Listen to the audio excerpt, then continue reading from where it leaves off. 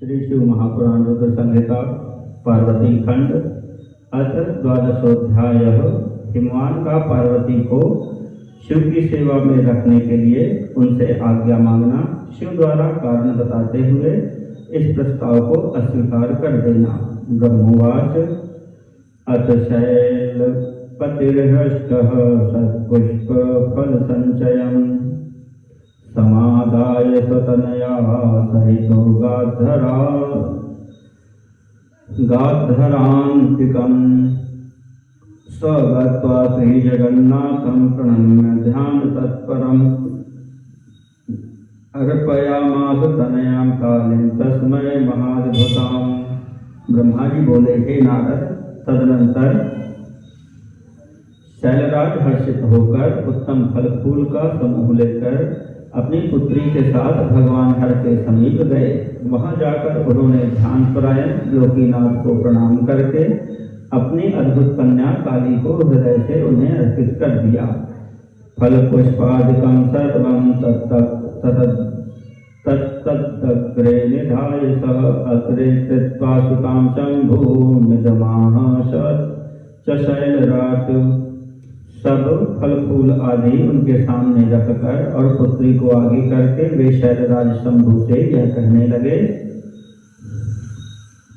हिमगिरिवाच भगवन् सुतनया मे त्वां सेवितुं चंद्रशेखरं समुत्सुका समानीता त्वदाराधनकांक्षया। हिमगिरि बोले, हे भगवान, मेरी पुत्री आप चंद्रशेखर की सेवा करने के लिए बड़ी उत्सुक है, अतः आपकी आराधना की इच्छा से मैं इसको लाया हूँ। सखेभ्यां सह नित्यं त्वां सेवतामेव शंकरम् अनुजानीहि तां नाथ मयि ते यज्ञनुग्रहः। यह अपनी दो सखियों के साथ सदा आप शंकर की ही सेवा करेगी। हे नाथ, यदि आपका मुझ पर अनुग्रह है तो इसे सेवा के लिए आज्ञा दीजिए। ब्रह्मोवाच अथ तां शंकरो पश्यत् प्रथमारूढ़ यौवनां फुल्लेन्दीवरपत्राभां पूर्णचन्द्रनिभाननां समस्त लीला संस्थान शुभवेश विजृंभिकां कम्बुग्रीवां विशालाक्षीं चारुकर्णयुगोज्ज्वलां मृणालायत पर्यंत बाहुयुग्म मनोहरां राजीव कुड्मल प्रख्यौ घनपीनौ दढौस्तनौ बिभ्रति क्षीण मध्यां च त्रिवली मध्यराजितां स्वल्पद्म प्रतीकाश पादयुग्म विराजितां ध्यान पंजर निर्बद्ध मुनीनां समप्यलम् दर्शनाद भ्रंशने शक्तां योषित गणा शिरोमणि। ब्रह्मा जी बोले, तब शंकर ने यौवन की प्रथमावस्था में वर्तमान पूर्ण चंद्रमा के समान मुख वाली, विकसित नीलकमल के पत्र के समान आभा वाली, समस्त लीलाओं का स्थान रूप, सुंदर वेश से सज्जित, शंख के समान ग्रीवा वाली, विशाल नेत्रों वाली, सुंदर कर्ण युगल से शोभित, मृणाल के समान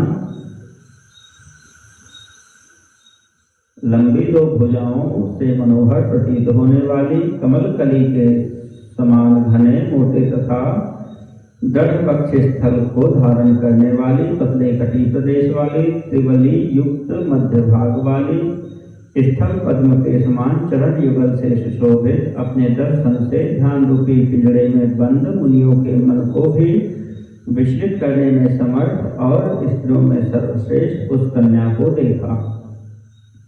दृष्ट्वा तां तादृशीं तात ध्यानिनां च मनोहरां विग्रहे तंत्रमंत्राणां विर्धनीं कामरूपिणीं न्यमीलयदृशौ शीघ्रं दग्धौ स्वं रूपमुत्तमम् पदतत्त्वं महायोगी त्रिगुणात् परमव्ययम्।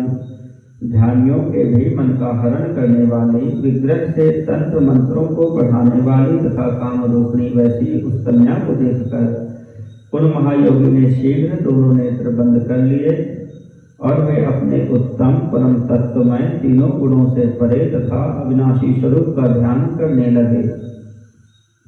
दृष्ट्वा तदानीं सकलेश्वरं विभुं तपोजुगाजुखानं विनिमीलितेक्षणं कपर्दिनं चन्द्रकलाविभूषणं वेदान्तवेद्यं परमासने स्थितं भवन्तशीर्षणा च पुनर्हिमाचलः ससंशयं प्रपददीनसत्त्वः उवाच वाक्यं जगदेकबन्धुं गिरीश्वरो वाक्यविदां वरिष्ठः। उस समय सर्वेश्वर सर्वव्यापी तप करते हुए बंद नेत्रों वाले, चंद्रकला रूप आभूषण वाले, जटा धारण करने वाले, वेदांत के द्वारा जानने योग्य तथा उत्तम आसन में स्थित शिव को देखकर महात्मा हिमालय ने उन्हें प्रणाम किया। वे पुनः संशय में पड़ गए। इसके बाद वाक्यवेत्ताओं में श्रेष्ठ गिरीश्वर जगत के एकमात्र बंधु शंकर से यह वचन कहने लगे। हिमाचलवाच देवदेव महादेव करुणाकर शंकर पश्य मां शरणं प्राप्त मुनील्य नयने विभो। हिमालय बोले, हे देवदेव, हे महादेव, हे करुणाकर, हे शंकर, हे विभो, आंखें खोलकर मुझ शरणागत को देखिए। शिव शर्व महेशान जगदानंद कृत प्रभो त्वां नतोऽहं महादेव सर्वापद विनिवर्तकम्। न त्वां जानन्ति देवेश वेदाः शास्त्राणि कृष्णशः अतीतो महिमाध्वानं तव मां मनसोह सदा। हे शिव, हे शर्व, हे महेशान, हे जगत को आनंद प्रदान करने वाले प्रभु, हे महादेव, मैं संपूर्ण आपत्तियों को दूर करने वाले आपको प्रणाम करता हूँ। हे देवेश, वेद और शास्त्र भी आपको पूर्ण रूप से नहीं जानते हैं, क्योंकि आपकी महिमा वाणी तथा मन के मार्ग से भी सर्वथा परे है। अतद्वयावृत्तितस्त्वां वैचकितं चकितं सदा अभिधत्ते श्रुति सर्वा परेखां चिक्का कथा मता। सभी श्रुतियां भी आपकी महिमा का पार न पा सकने के कारण चकित होकर नेति नेति कहते हुए सदा आपका वर्णन करती हैं, फिर दूसरों की क्या बात कही जाए। जानन्ति बहवो भक्ता स्वत्प्रपां प्राप्य भक्तितः शरणागत भक्तानां न कुत्रापि भ्रमादिकम्। बहुत से भक्त ही भक्ति के द्वारा आपकी कृपा प्राप्त करके उसे जान सकते हैं, क्योंकि आपकी शरण में आए हुए भक्तों को कहीं भी भ्रम आदि नहीं होता।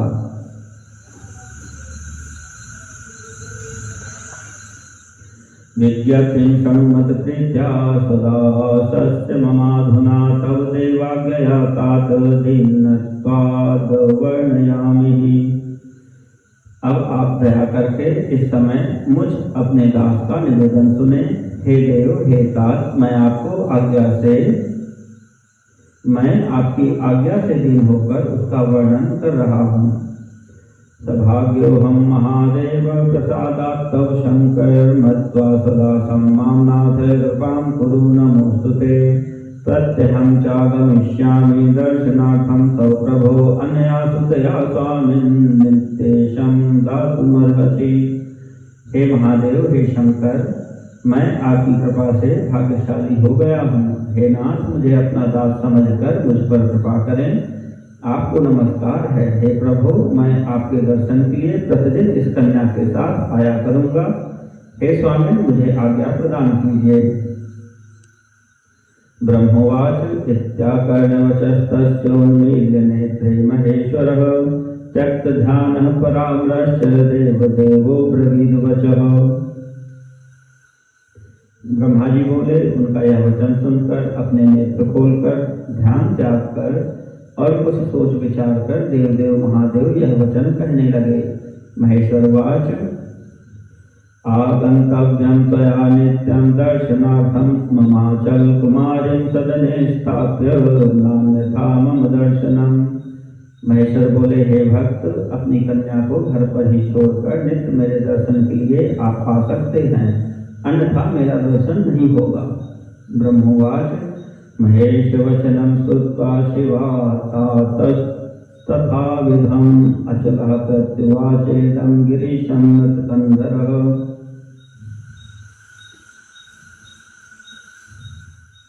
ब्रह्मा जी बोले, महेश्वर के इस प्रकार के वचन को सुनकर पार्वती के पिता हिमालय से झुकाकर शिव जी से यह कहने लगे। हिमाचल वाच कस्मान् मया नया साधं नागन्तव्यं तदुच्यतां सेवने किं योग्येयं नाहं वेद्यम्यत्र कारणम्। हिमाचल बोले, हे प्रभु, इस कन्या के साथ आपके दर्शन के लिए किस कारण से मुझे नहीं आना चाहिए, इसे बताइए। क्या यह आपकी सेवा करने में अयोग्य है?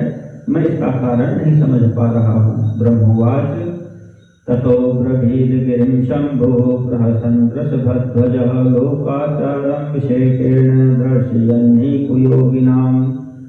ब्रह्मा जी बोले, तत्पश्चात वृषभध्वज शंकर विशेषतर कुयोगियों का लोकाचार दिखाते हुए हंसकर हिमालय से कहने लगे। शंभुर्वाच इयं कुमारी शुश्रोणी तन्मे चंद्रानना शुभा नानेतव्या मत समीपे वारयामि पुनः पुनः। शंभु बोले, हे शैलराज मनोहर वक्षस्थल वाली तन्वी चंद्रमुखी तथा सुंदरी कन्या को मेरे सन्निकट मत लाइएगा, इसके लिए मैं बार बार मना करता हूँ। माया रूपा स्मृता नारी वेद पार गए है युवती तू विशेषेण विघ्न कर्त्री तपस्विनाम। वेदों के पारगामी विद्वानों ने स्त्री को माया रूपा कहा है, उसमें भी विशेष रूप से युवती स्त्री को तपस्वियों के लिए विघ्नकारिणी कहा है। अहम तपस्वी योगी च निर्लिप्तो मायया सदा प्रयोजनम युवत्या वै स्त्रिया किं मेष्टि भूधर एवं पुनर्न वक्तव्यम तपस्वी वर संस्कृतः वेद धर्म प्रवीणस्तम यतो ज्ञान वरो बुधः। हे भूधर, मैं तपस्वी योगी तथा सदा माया से निर्लिप्त रहने वाला हूँ, अतः मुझे युवती स्त्री से क्या प्रयोजन है। हे तपस्वियों के श्रेष्ठ आश्रय, आपको पुनः ऐसा नहीं कहना चाहिए, क्योंकि आप वेद धर्म में प्रवीण ज्ञानियों में श्रेष्ठ तथा विद्वान हैं। भवत्यल चल तत्संग दिशयोत्पत्तिराशु वै विनश्यति च वैराग्यं ततो भ्रश्यति सत्तपः। अतस्तपस्विना शैल न कार्या स्त्रीषु संगतिः महाविषय मूलम सा ज्ञान वैराग्य नाशिनी। हे पर्वत, उनके संग से शीघ्र ही विषय वासना उत्पन्न हो जाती है, वैराग्य नष्ट हो जाता है और उससे श्रेष्ठ तपस्या नष्ट हो जाती है। अतः हे शैल, तपस्वियों को स्त्रियों का संग नहीं करना चाहिए। वह स्त्री महाविषय का मूल तथा ज्ञान वैराग्य का नाश करने वाली होती है। ब्रह्मवाच इत्यादित्वा बहुतरं महायोगी महेश्वरः व्रजाम गिरीशं तं महायोगी वरः प्रभुः। ब्रह्मा जी बोले, हे नारद, इस प्रकार की बहुत सी बातें गिरिराज ने से कहकर महान योगियों में श्रेष्ठ महायोगी प्रभु महेश्वर चुप हो गए।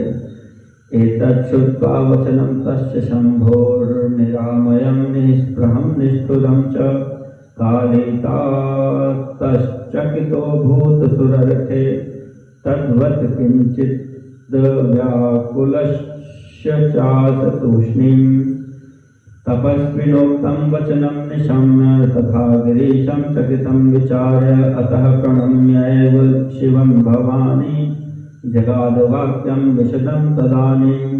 हे देवर्षि, उन शंभु का यह स्पृहा रहित निरामय तथा निष्ठुर वचन सुनकर काली के पिता हिमालय विस्मय में पड़ गए और वे कुछ व्याकुल से होकर चुप हो गए। उस समय तपस्वी के द्वारा कही गई बात को सुनकर और गिरिराज को आश्चर्य में पड़ा हुआ विचार करके शिव जी को प्रणाम कर भवानी उनसे विशद वचन कहने लगी। इति श्री शिव महापुराणे द्वितीयायां रुद्र संहितायां तृतीये पार्वती खंडे श्री हिमाचल संवाद वर्णनम नाम 12वां अध्याय।